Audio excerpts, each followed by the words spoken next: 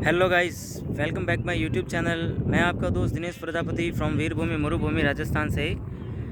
So guys, एक बार फिर से मेरे यूट्यूब चैनल पे आप सभी का स्वागत है राजस्थान की मरुधरा, राजस्थान की धरती तिलवाड़ा गांव में, जहां पे इस वक्त मैं आज आया हूं तिलवाड़ा गांव में। और तिलवाड़ा गांव में विश्वविख्यात, विश्व प्रसिद्ध पशु मेला का आयोजन होता है।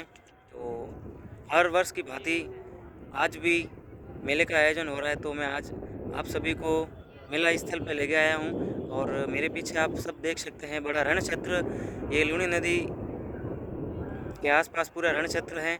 और यहाँ पे विश्व विख्यात मल्लिनाथ जी के नाम से मेला का आयोजन होता है। और पिछले 2 साल से तो आयोजन बंद था, पाबंदी थी कोविड के हिसाब से। लेकिन इस बार गाइस बहुत ही बड़ा भव्य मेला आयोजन का जो अभी सिलसिला जारी है। और बहुत ही विख्यात मेला है।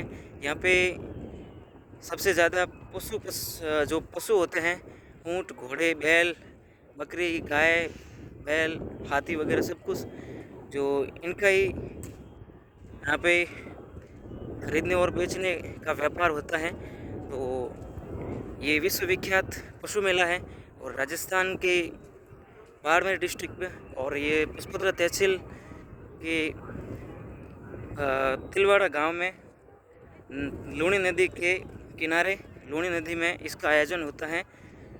तो मैं गाइस फ़िलहाल मैं आपको मेला स्थल के करीब लेके आया हूँ। और मैं आपको लेके जा रहा हूँ मल्लिनाथ जी की मंदिर, जो यहाँ के पहले जो रियासत काल के समय यहाँ के राजा हुआ करते थे, रावल मल्लिनाथ जी, और उनके द्वारा ही इस मेले का आयोजन किया गया है। तो चलो चलते हैं, पहले आपको मंदिर लेके चलते हैं, फिर उसके बाद में आपको हिस्ट्री के बारे में बताते हैं। और हिस्ट्री के बारे में जानने के बाद मैं आपको मेला स्थल जहाँ उस पार, जो पीछे आप देख सकते हैं गाइस, पीछे वहाँ मैं उस साइड में आपको लेके चलूँगा। यहाँ से लगभग 1 किलोमीटर की दूरी पे पड़ता है मेला स्थल। और पूरा फील्ड आप देख सकते हैं, पूरा रण क्षेत्र पड़ा हुआ है, पूरा रेगिस्तान है। सो गाइस, इस रेगिस्तान में दूसरी थल यानी कि लूनी नदी के उस पार ये बाड़मेर और जोधपुर के हाईवे के टच में पड़ता है मल्लिनाथ जी का ऊंचे रेतीले धोरों में बना मंदिर है। तो मैं आपको उस मेले में चलने से पहले आपको दर्शन करवाता हूँ मल्लिनाथ जी, यहाँ के जो रावल हुआ करते थे पहले रियासत काल में। तो मैं आपको लेके चलता हूँ मंदिर में। वेलकम है गाइस, ये जो सामने आपको दिखाई दे रहा है ये है मल्लिनाथ जी, रावल मल्लिनाथ जी का मंदिर है मेन मुख्य। ये आप देख सकते हैं बाहर से व्यूज़। और ये पूरा रोड है बाड़मेर, बालोतरा और पचपदरा की ओर जाने वाला रास्ता है। फिलहाल मैं आपको लेके चलता हूँ अंदर की ओर।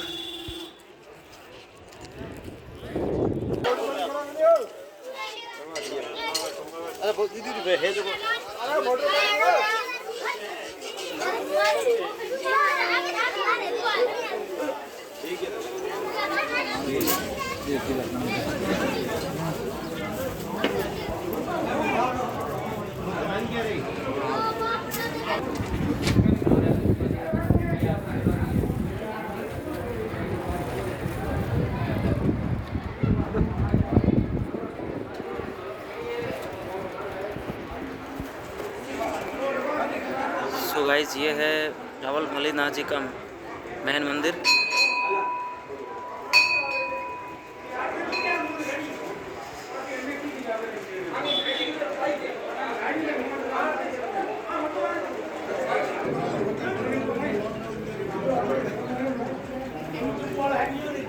ये बाहर बड़ा सा प्रांगण है, ये बहुत पुराना मंदिर है रावल मल्लिनाथ जी।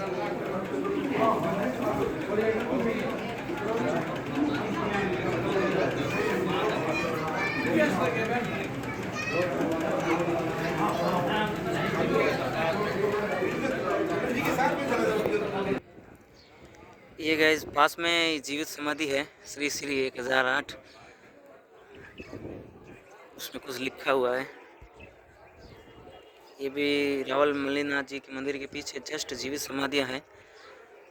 और ये भी वीर क्षत्रिय है, उनकी भी है शायद, लगता है उस ऐसा ही। ये आप देख सकते हैं, काफ़ी पुराने क्षत्रिय हैं ये, देखिए। और उस नदी की तलहटी में जस्ट ये है लूणी नदी मरुगंगा के किनारे।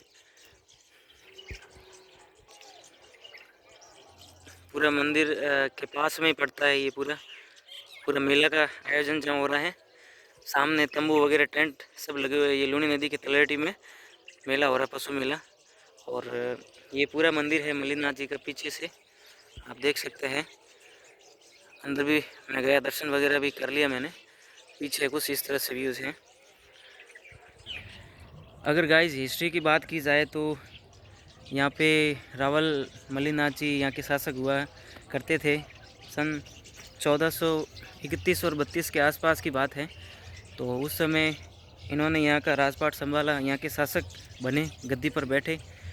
और उस वर्ष से प्रतिवर्ष की भांति ये पशु मेला का आयोजन होता आ रहा है। इसके पीछे भी पशु मेला जो आयोजन कैसे हुआ उसका भी कुछ रीज़न है। तो सबसे पहले मल्लीनाथ जी ने यहाँ पे सन 1431 में 13 वर्ष की आयु में कार्यभार संभाला। उसके बाद इन्होंने यहाँ पे बड़ा संतों का जो समागम होता है, संतों का, साधु संतों का मिलन होता है। तो यहाँ पे बड़ा सा कुंभ रखा था, उस समय की बात है, सन 1431, उनकी युवावस्था की बात है उस समय। तो पूरे भारतवर्ष से साधु संत यहाँ इकट्ठे हुआ करते थे। तो हर वर्ष की भांति यहाँ पे बड़ा सा साधु संतों का मिलन होता था, कुंभ का आयोजन होता था साधु संतों का। तो पूरे भारत से आते थे। तो उसके बाद में जो साधु संत आते थे तो वो ऊँट, घोड़े, हाथी वगैरह कुछ दूर दूर से आते थे। तो वही माध्यम था। उस समय गाड़ी वगैरह थे ही नहीं, संसाधन थे नहीं, मात्र ये पशुपालन जो होता है उसके सारे वो पशु होते थे, उसके ऊपर बैठ के ही आया करते थे। ऊँट घोड़ों पे है, हाथी वगैरह है, और भी अन्य जानवर हैं जो गधे हैं, और भी कुछ हैं।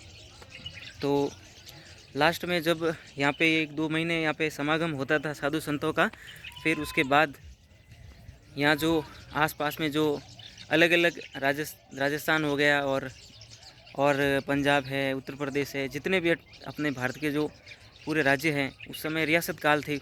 और रियासतें जितनी भी जुड़ी हुई थी अपने अपने जो छोटे बड़े स्टेट थे, तो वहाँ से साधु संत आते थे।